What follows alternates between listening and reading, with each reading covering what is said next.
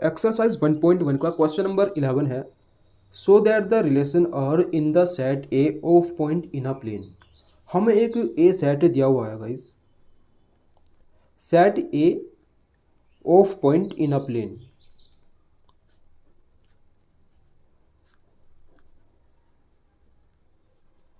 उसके बाद हमें एक यहाँ पर रिलेशन दिया हुआ है। रिलेशन है पी कोमा क्यू का रिलेशन है जब distance of the point P from the origin is the same as distance of the point Q from the origin. चलिए मैं आपको इसको एक फिगर से समझाता हूँ। ये एक ओरिजिन है, हमने इसको ओ मान लिया। जो डिस्टेंस पी की है ओरिजिन से लेकर, वही डिस्टेंस क्यू की है ओरिजिन से लेकर, यानी कि O P is equal to में क्या हुआ ओ क्यू। यहाँ पर हम लिखेंगे O P is equal to में ओ क्यू। उसके बाद इस क्वेश्चन में कहा है इज एन इक्विवेलेंस रिलेशन। हमें इस रिलेशन को अब इक्विवेलेंस शो करना है। इसने हमें ये टर्म एंड कंडीशन बता दी और हमसे कह दिया कि अब इसको तुम इक्विवेलेंस रिलेशन शो करके दिखाओ, कैसे भी करो मुझे नहीं बताओ। ओके गाइस, तो ये क्वेश्चन जो है बहुत ही सिंपल और इजी है। इक्विवेलेंस रिलेशन का मतलब क्या होता है? सबसे पहले तो जो रिलेशन रिफ्लेक्सिव भी हो, सिमेट्रिक भी हो और ट्रांजिटिव भी हो, उसको हम इक्विवेलेंस रिलेशन कहते हैं। अब गाइस देखो ये जो क्वेश्चन है, मुझे इसको देखकर ऐसा लग रहा है कि मैं इसको रिफ्लेक्सिव भी प्रूव कर दूंगा और सिमेट्रिक भी शो कर दूंगा, बट ट्रांजिटिव नहीं कर पाऊंगा क्योंकि इसमें मुझे सिर्फ 2 पॉइंट दिए हुए हैं। ट्रांजिटिव शो करने के लिए मुझे 3 पॉइंट की ज़रूरत है, इसलिए मैं 1 पॉइंट और ले लेता हूँ। इस पॉइंट को नाम देता हूँ मैं एस, और इनकी जो डिस्टेंस है इसको नाम दिया मैंने ए, ओ पी को, ओ क्यू की बी और ओ एस को सी। अब गाइस देखो यहाँ पर if P comma Q belong करते हैं आर से, यानी कि पी क्यू बिलोंग करते हैं आर से, हमें पता है, तो हम लेट करेंगे let Q comma S also belongs to R. Okay guys, क्योंकि हमने लेट कर लिया है। अब गाइस पी ओ पी की डिस्टेंस कितनी है ए, कोमा ओ क्यू की डिस्टेंस कितनी है बी, बिलोंग करते हैं आर से, और ओ क्यू की बी कोमा सी, ये भी बिलोंग करते हैं आर से। इसका मतलब क्या होगा guys, A is equal to में बी है और बी इज इक्वल टू में सी है। अब मैं इस रिलेशन को रोस्टर फॉर्म में लिख लेता हूँ। आर इज इक्वल टू में ए कोमा ए बिलोंग करेगा आर से। क्यों करेगा गाइस? अगर कोई भी डिस्टेंस है ओ पी, तो गाइस वो डिस्टेंस चेंज थोड़ी होगी, वो अपने आप से तो रिलेटेड होगी ही, वो अपने आप से तो रिलेटेड होगी गाइस। अगर कोई 5 सेंटीमीटर की है तो वो अपने आप से रिलेटेड तो होगी, अपने आप के बराबर तो होगी। इस तरीके से B comma B, C comma सी, और गाइस ए कोमा बी तो बिलोंग करता है आर से, क्वेश्चन में गिवन है, क्योंकि ए इज इक्वल टू में बी है। अगर ए इज इक्वल टू में बी है तो बी इज इक्वल टू में ए भी होगा, यानी कि बी कोमा ए भी होगा। और गाइस बी कोमा सी भी क्वेश्चन में गिवन है, यानी कि बी इज इक्वल टू में सी, B comma C.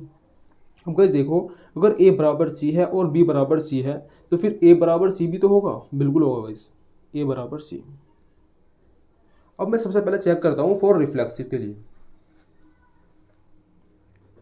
For reflexive की टर्म एंड कंडीशन क्या होती है? Element of set A should be related to itself, यानी कि जो एलिमेंट है सेट ए के वो अपने आप से रिलेटेड जरूर करने चाहिए। जैसे कि for example A comma A और guys B comma B, C comma C belong करते हैं आर से, तो ये क्या हुआ? Hence relation is reflexive. तो कैसे हमने रिफ्लेक्सिव तो शो कर दिया, अब सिमेट्रिक पर चलते हैं। फॉर सिमेट्रिक की टर्म एंड कंडीशन क्या होती है गाइस?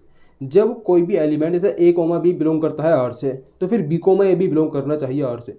तो गाइस देखो इस पेयर में ये, यानी कि इस जो रोस्टर फॉर्म है इसमें ये पेयर है, ए कोमा बी बिलोंग करता है आर से और बी कोमा ए भी बिलोंग करता है आर से। यहाँ पर लिखेंगे हैंस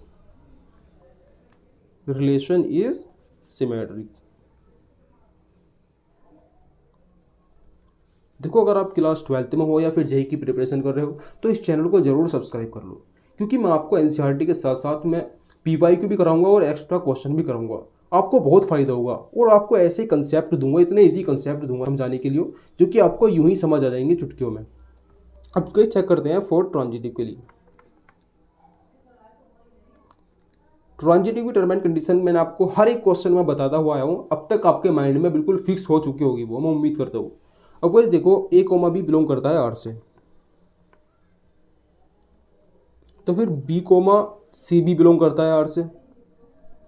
जब गाइस ए कोमा बी और बी कोमा सी बिलोंग करते हैं आर से, तो फिर ए कोमा सी भी तो बिलोंग करता होगा आर से, बिल्कुल करता होगा।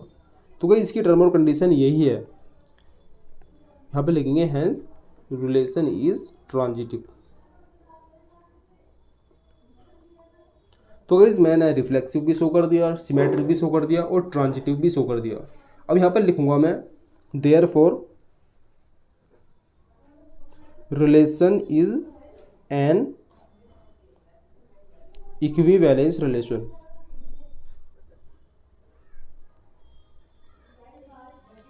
अब गाइस देखो यहाँ पर इससे आगे इसने क्वेश्चन में कहा है further show that the set of all point related to a point P is the circle passing through P with the origin as the centre.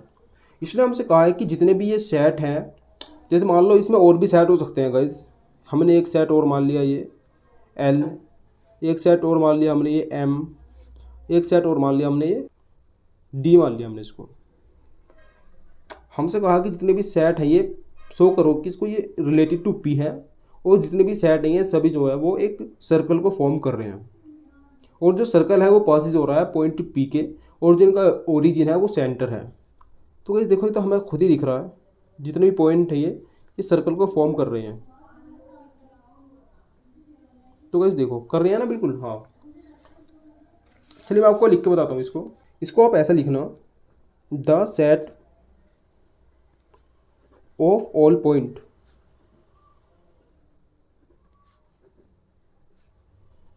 related to point P will be those point whose distance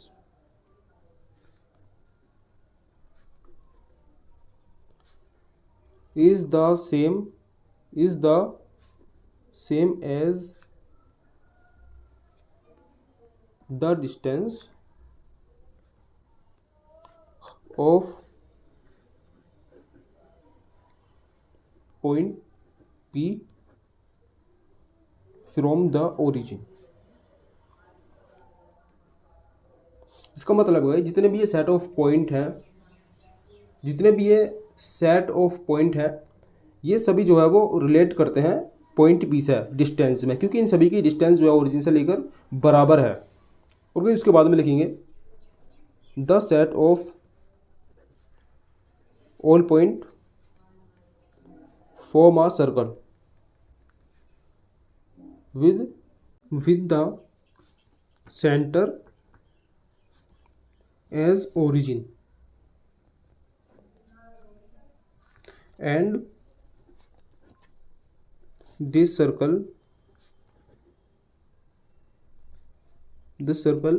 passes through point P,